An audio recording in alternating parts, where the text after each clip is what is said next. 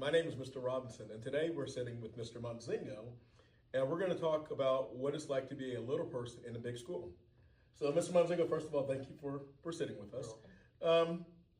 Actually, obvious question, what is it like being a little person in a big school? I think it's pretty cool because people are going to know me a lot easier because of my height difference, okay? But that also can make it more of a challenge because if I screw up, people are going to know about it.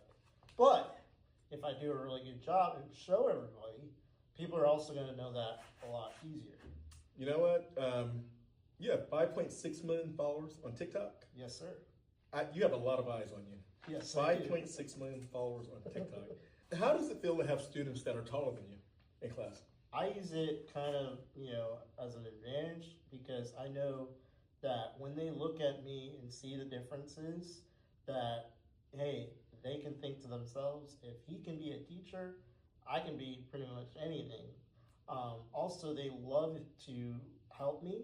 They're very passionate about, if I struggle or I need help, they're very, wanting to do, reach something off the top shelf or reach something for me. They're very passionate about, helping somebody that's even their teacher. Makes sense. Have you ever had a kid who was disrespectful or tried to take advantage of your situation? Oh yeah, I've had kids look down on me, or try to be very disrespectful and not following the rules or expectations. But I have to hold them accountable, just like all the other students in my class. Also, I've had students that come in middle of the year and they don't know who I am, and they just see, hey, he's a little person, and starts calling me, disrespectful names like midget, and that's a very derogatory term. So I step up and say, hey, I don't like that. I speak up, but in a respectful way. Even my class, my students, will go to bat for me and talk respectfully. Hey, that's not what Mr. Montzingo likes. So,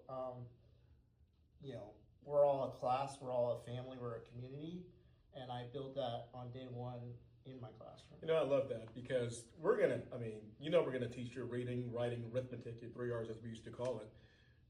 But to be able to put a moral compass or a moral code, in place within your classroom, it transcends, far beyond the classroom. Mm-hmm. So I love that you do that. What are some struggles that you have to overcome, and how did you do it? I think it's more, for me, a struggle for the physical side of my job.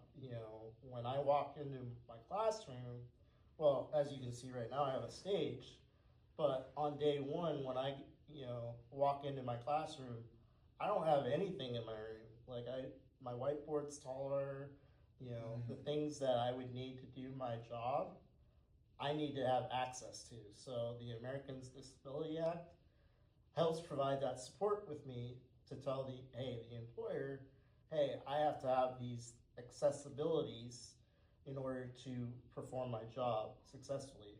For example, my stage, I have ladders, I have steps all around my room for my shelves and different things. In our copier room here at our school, I have some stools that I can reach to make my copies so I can do my job. That's awesome. And it's good that, with the ADA, it's really great that it affords you the opportunity to be able to do your job. Yes. So, and I love that too. Do you have any other goals besides teaching and being a TikTok megastar? 5.6 million followers. Right now I'm working on my master's degree to become an elementary administrator. So I feel like my next step is that I can educate other teachers how to build those relationships in the classroom, because I feel like building those relationships also helps build on their learning. That is awesome. Well, folks, we thank you for joining us. Hopefully you got a little insight as to what it's like to be a little person in a big school. Mr. Montzingo, thank you. You're welcome. My man. Bye, everybody. Bye.